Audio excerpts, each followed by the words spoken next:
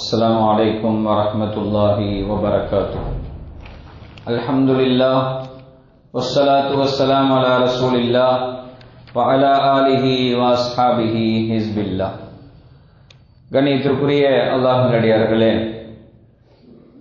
நாம் எல்லாம் வல்ல அல்லாஹ்வின் மகத்தான கருணையினால் திருக்குர்ஆனில் கண்ணியமிகு 4 மாதங்கள் என்று சிறப்பித்து கூறப்பட்டிருக்கிற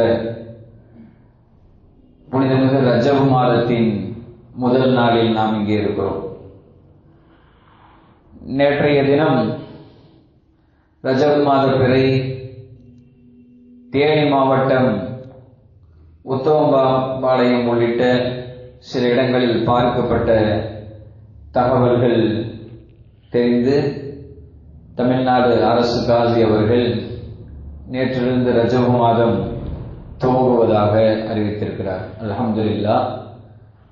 மரியாதைக்குரியவர்களே, அல்லாஹ் தஆலா திருக்குர்ஆனில் மாதங்களின் எண்ணிக்கை 12, அது வானம் பூமி படைக்கப்பட்ட நாளிலிருந்து அப்படித்தான் இருக்கிறது என்று சொல்லிவிட்டு மின்ஹா அர்பஅத்துன் ஹுரும், அதிலே 4 மாதங்கள் சங்கைக்குரிய கண்ணியம் மிக்க மாதம் என்று அல்லாஹ் சொல்கிறான்.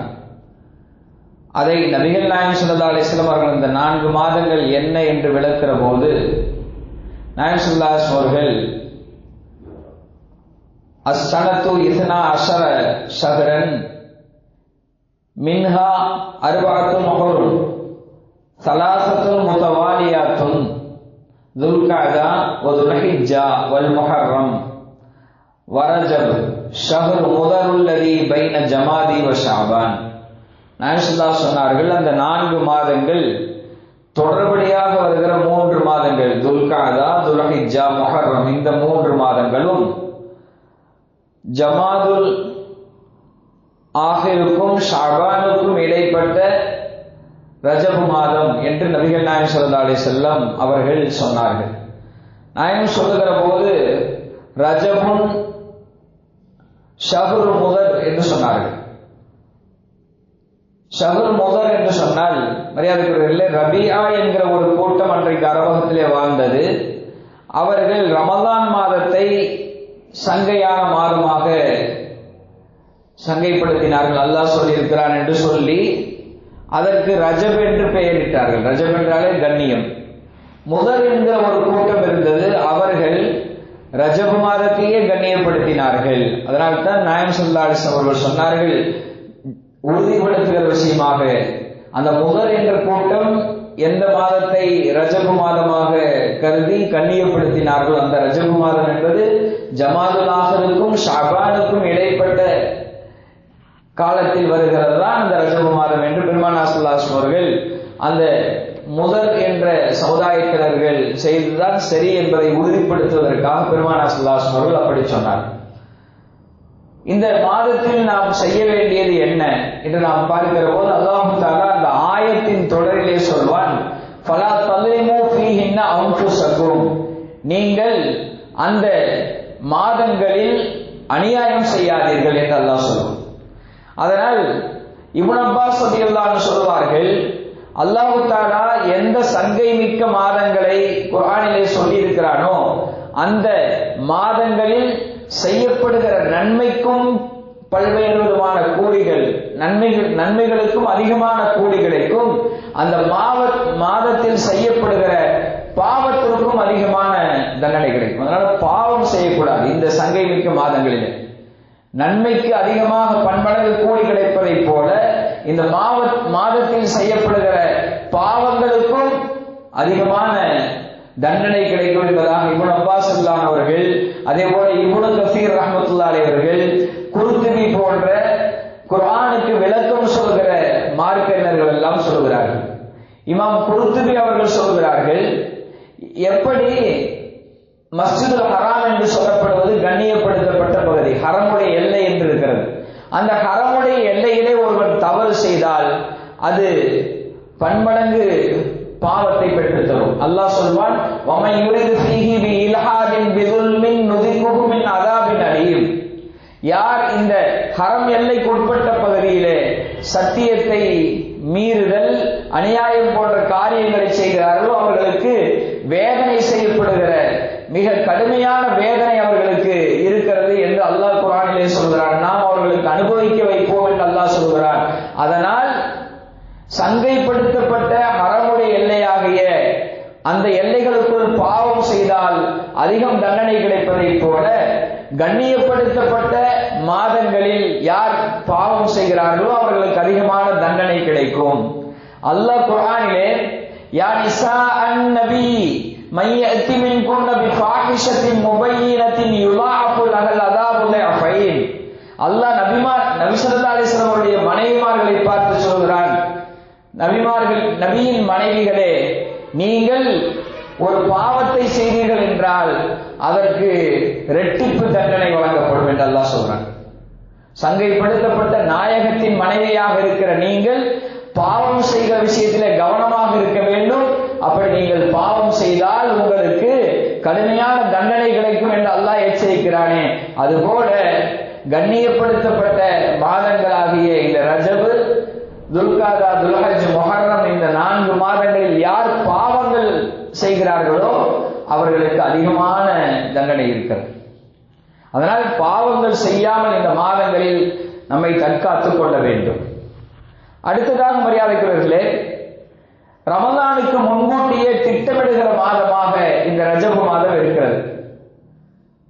நம்ம ரமலான்ல அதிகமாக அமல் செய்யணும் என்றால் நம்ம இப்பவே அதற்கான பிராக்டிஸை துவங்கிடணும். தராவி 20 ரக்காத் தொழ வேண்டியது இருக்கிறது அப்படின்னா நம்ம ஃபர்து மட்டுமே தொழுதுட்டு இருக்கிறோம். எப்ப பார்த்தாலும் சுன்னத்தெல்லாம் தொழுது, நஃபிலெல்லாம் தொழுது அதிகமான பிராக்டிஸ் எடுத்து ரமலான்ல அந்த 20 ரக்காத்துங்கிறது நமக்கு சடைவானதாக ஆகிவிடக்கூடாது, ஆகிறாது.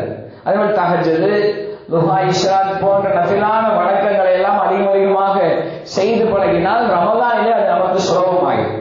அதற்காக இந்த மாதத்திலேயே அதிகமாக இது போன்ற நன்மையான நஃபிலான வணக்கங்களை அதிகமாக செய்யணும். அதே போல ரமலான்ல நம்ம நோன்பு வைக்கிறோம். நோன்புலே வைக்காம, எந்த காலத்திலையும் நோன்பே வைக்காம ரமலான்ல மாத்திரம் நோன்பு வைக்கிற போது அது கொஞ்சம் சலவை ஏற்படுத்தும்.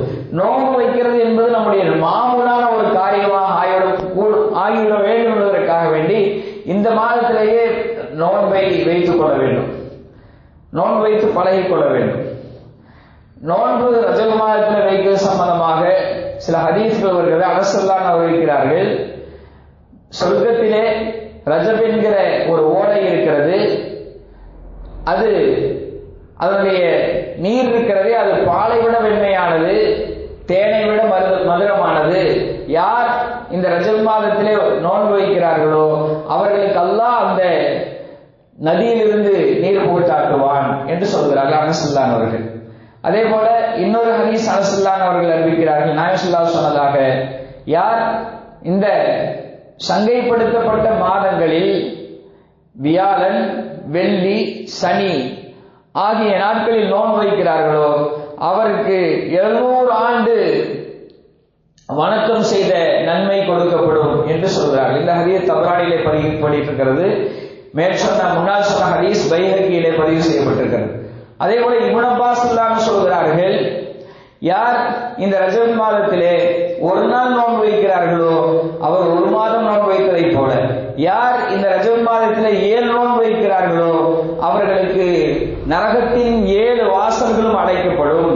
யார் இந்த ரஜப் மாதத்திலே 8 நாட்கள் நோன்பு வைக்கிறார்களோ அவர்களுக்கு சொர்க்கத்தின் 8 வாசல்களும் திறக்கப்படும்.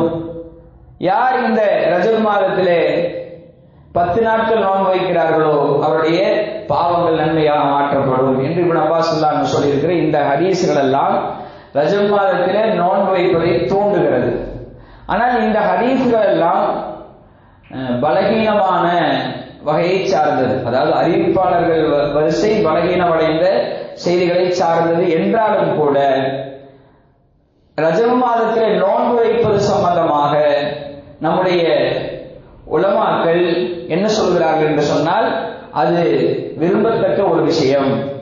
ஏனென்றால் பொதுவாக நோன்பு வைப்பது சம்பந்தமாக ஏராளமான ஹதீஸ்கள் வந்திருக்கிறது. நோன்பு வைக்கிறதுனால, பொதுவாக நோன்பு வைக்கிறதுனால என்ன நன்மை என்று ஏராளமான ஹதீஸ்கள் வந்திருக்கிறது. 2வது, இந்த குறிப்பாக இந்த சங்கை மிக மரியாதைக்குரிய இந்த 4 மாதங்களில் நோன்பு வைப்பது சம்பந்தமாகவும் ஹதீஸ்கள் வந்திருக்கிறது. குறிப்பாக ரஜப் மாதத்திலே நோன்பு வைப்பது சம்பந்தமாக ஹதீஸ்கள் வந்திருப்பதால் நம்முடைய உலமாக்கள் இந்த ரஜப் மாதத்திலே நோன்பு வைப்பதை முஸ்தஹப்பாக விரும்பத்தக்க ஒரு விஷயமாக கருதுகிறார்கள். நாயகம் ஸல்லல்லாஹு அலைஹி வஸல்லம் சொல்லி இருக்கிறார்கள், சும் மினல் ஹுரும் வத்ருக், சும் மினல் ஹுரும் வத்ருக். இந்த ஹதீஸ் அஹ்மத், அபூதாவுத் போன்ற கிரந்தங்களில் பதிவு செய்யப்பட்டிருக்கிறது. நாயகம் ஸல்லல்லாஹு அலைஹி வஸல்லம் சொன்னதாக அபி முஜீபத்துல் பாஹிர் ரலியல்லாஹு சொல்கிறார்கள் என்னவென்றால், நீங்கள் சங்கை மிக்க அந்த மாதங்களில் நோன்பு வையுங்கள், விட்டுவிடுங்கள், நோன்பு வையுங்கள், விட்டுவிடுங்கள் என்று பெருமானார் ஸல்லல்லாஹு அலைஹி வஸல்லம் சொல்லியிருக்கிறார். இப்படி ஹதீஸ் எல்லாம் வந்திருக்கிற காரணத்தினாலே நம்முடைய இமாம்கள் 4 மதுஹபை சார்ந்த இமாம்களும், அதாவது குறிப்பாக ஹம்பலி மதுஹப் இமாம்களை தவிர அவர்கள் ரஜப் மாதம் முழுதும் நோன்பு வைப்பதை மக்ரூஹாக, அருவருக்கத்தக்க விஷயமாக கருதுகிறார்கள். அந்த மாதத்தில் சில நாட்களில் நோன்பு வைப்பதில் அதை அவர்கள் விரும்பத்தக்க செயலாக கருதுகிறார்கள். அதே போல சங்கை செய்யப்பட்ட அந்த எல்லா மாதங்களிலும் நோன்பு வைக்கலாம் என்று ஹம்பலி மதுஹபை சார்ந்த இமாம்கள் சொல்கிறார்கள். மீதி இருக்கிற எல்லா இமாம்களும் என்ன சொல்கிறார்கள் என்றால், இந்த சங்கை மிக்க மாதங்களில், அதுவும் ரஜப மாதத்திலேயும் நோன்பு வைப்பது என்பது இருக்கிறது, அது விரும்பத்தக்க விஷயமாக இருந்து கொண்டிருக்கிறது. வாம்மா சியாமு பாவி ரஜப் ஃபமுத்தஃபகுன் அலா இஸ்திஹ்பாபிஹி இன்த அஹ்லில் மதாஹிபி அர்பஅத்தி லம்மா சபக வலைஸ பிதாத்துன். அதாவது ரஜப் மாதத்தில் சில நாட்களில் நோன்பு வைப்பது என்பது இருக்கிறது, அது விரும்பத்தக்க விஷயமாக இருந்து கொண்டிருக்கிறது என்று 4 மதுஹபை சார்ந்த இமாம்களும் சொல்கிறார்கள். அது பிதஅத்தான அது விஷயம் அல்ல என்று சொல்கிறார். எனவே நோன்பை நாம் அதிகமாக இந்த ரஜப் மாதத்தில் வைக்கலப்பட்டிருக்கிறோம். அதே போல இந்த ரஜப் மாதம் என்பது இருக்கிறது, வரலாற்று சிறப்பு மிக்க பல நிகழ்வுகள் இந்த ரஜப் மாதத்தில் நடந்திருக்கிறது. முதலாவதாக கிபிலா மாற்றப்பட்டது இந்த ரஜப் மாதத்தில் தான். நாயகம் ஸல்லல்லாஹு அலைஹி வஸல்லம் பைத்துல் முகத்தஸை கிபிலாவாக ஆக்கி தொழுது கொண்டிருந்தார்கள். 16 மாதங்கள் அப்படி தொழுதார்கள். மதீனாவுக்கு வந்த பிறகு அல்லாஹ் தஆலா ஒரு லுஹருடைய நேரத்திலே பெருமானார் ஸல்லல்லாஹு அலைஹி வஸல்லம் அவர்கள் தொழுது கொண்டிருக்கிற போது கிபிலாவை மாற்ற சொன்னான், காபாவை கிபிலாவாக்கி தொழ சொன்னான். நாயகம் ஸல்லல்லாஹு அலைஹி வஸல்லம் அப்படி தொழுதார்கள். மஸ்ஜிதுல் கிபிலத்தைன் என்று எந்த பள்ளியிலே பெருமானார் ஸல்லல்லாஹு அலைஹி வஸல்லம் அந்த தொழுகையை நடத்தினார்களோ இன்றைக்கும் அந்த பள்ளி 2 கிபிலாவுடைய பள்ளியாகவே இருக்கிறது. உம்ராவுக்கும் ஹஜ்ஜுக்கும் சென்றவர்கள் அதை பார்த்திருக்கிறார். ஆக கிபிலா மாற்றப்பட்ட நிகழ்வு என்பது வரலாற்றின் முக்கியத்துவமான நிகழ்வு. அது ரஜப் மாதத்தில் நடந்திருக்கிறது. அதே போல நாயகம் ஸல்லல்லாஹு அலைஹி வஸல்லம் அவர்கள் ஹிஜ்ரி 9ஆம் ஆண்டு கடைசியாக நடத்திய தபூக் யுத்தம் இந்த ரஜப் மாதத்தில் தான் நடந்திருக்கிறது. அதே போல நாயகம் ஸல்லல்லாஹு அலைஹி வஸல்லம் அவர்கள் நபியாக ஆகி 5வது ஆண்டு முதலாக அபிசீனியாவுக்கு ஹிஜ்ரத்துக்கு சஹாபாக்களை அனுப்பினார்கள். இங்கே காஃபிர்களின் கொடுமை தாங்க முடியாத போது முதல் அபிசீனிய ஹிஜ்ரத் நடந்ததும் இந்த நபித்துவ ஆண்டின் 5ஆம் ஆண்டு நடைபெற்றது. அது ரஜப் மாதத்தில் தான். இந்த ரஜப் மாதத்தில் தான் நஜ்ஜாஷி ரலியல்லாஹு அன்ஹு அபிசீனிய மன்னர் ஹிஜ்ரி 9 வஃபாத்தானார். அவருக்காக பெருமானார் ஸல்லல்லாஹு அலைஹி வஸல்லம் காயிப் ஜனாஸா நடத்தினார்கள். அதே போல பிரபலியமான மிஅராஜ் என்கிற நிகழ்வு இந்த ரஜப் மாதத்தில் தான் நடந்திருக்கிறது. தொழுகை கடமையாக்கப்பட்டதும் இந்த ரஜப் மாதத்தில் தான். அதே போல திமஷ்க் வெற்றி கொள்ளப்பட்டது ஹிஜ்ரி 14ஆம் ஆண்டு. அபி உபைதத்துல் ஜர்ராஹ் ரலியல்லாஹு அன்ஹு அவர்களுடைய தலைமையிலேயும் காலித் இப்னு வலீத் அவர்கள் அந்த படையிலே இருக்க அப்படிப்பட்ட திமஷ்க் வெற்றி கொள்ளப்பட்டது ஹிஜ்ரி 14ஆம் ஆண்டு. அதுவும் ரஜப் மாதம். அதே போல ஜல்லாக்கா என்கிற ஒரு யுத்தம் ஸ்பெயினிலே நடைபெற்றது ஹிஜ்ரி 479ஆம் ஆண்டு. அந்த முஸ்லிம்கள் அதிலே வெற்றி பெற்றார்கள். யூசுப் இப்னு தாசிபீனல் மராபிதி ரலியல்லாஹு அன்ஹுடைய தலைமையிலே அந்த ஸ்பெயினை வெற்றி கொண்டது முஸ்லிம்கள் ஸ்பெயினை வெற்றி கொண்டார்கள் ஹிஜ்ரி 479. அது நடைபெற்றதும் இந்த ரஜப் மாதத்தில் தான். அதே போல சிலுவை யுத்தம் நடைபெற்றது ஷாமிலே, சிரியாவிலே நடைபெற்றது. பைத்துல் முகத்தஸிலே முஸ்லிம்கள் சலாஹுத்தீன் அய்யூபி ரஹ்மத்துல்லாஹி அலைஹிடைய தலைமையிலே முஸ்லிம்கள் சிரியாவிலே பைத்துல் முகத்தஸ் பகுதியை வெற்றி கொண்டு அந்த பைத்துல் முகத்தஸ் பள்ளிவாசல் முஸ்லிம்களுடைய கைவசம் வந்தது ஹிஜ்ரி 583. இதுவும் ரஜப் மாதத்தில் தான். இது போன்ற வரலாற்று சிறப்புமிக்க பல நிகழ்வுகள் இந்த ரஜப் மாதத்தில் நடந்திருக்கிறது. எனவே இந்த புனிதமான ரஜப் மாதத்தை அடைந்திருக்கிற நாம் அதிகமாக நல்லவர்கள் செய்ய வேண்டும். குறிப்பாக தவறுகள் பாவங்கள் நம்மை தற்காத்துக் கொள்ள வேண்டும். அல்லாஹ் தஆலா இந்த ரஜப் மாதத்தை கண்ணியப்படுத்தி அவனுக்கு பொருத்தமான நல்லடியார்களாக அல்லாஹ் தஆலா மனிதர்கள் வாழ்க்கையில் வாழிப்பானாக. ஆமீன். வாஹிர் தஅவானா அல்ஹம்துலில்லாஹி ரப்பில் ஆலமீன். வஸ்ஸலாமு அலைக்கும் வரஹ்மத்துல்லாஹி வபரகாத்துஹு. சுப்ஹானல்லாஹி வ பிஹம்திஹி சுப்ஹானல்லாஹி வ பிஹம்திஹி நஷ்ஹது அல்லா இலாஹா இல்லா அன்த வ நஸ்தக்ஃபிருக வ நத்தூபு இலைக். ஆமீன். சுப்ஹான ரப்பிக ரப்பில் இஸ்ஸத்தி அம்மா யசிஃபூன்.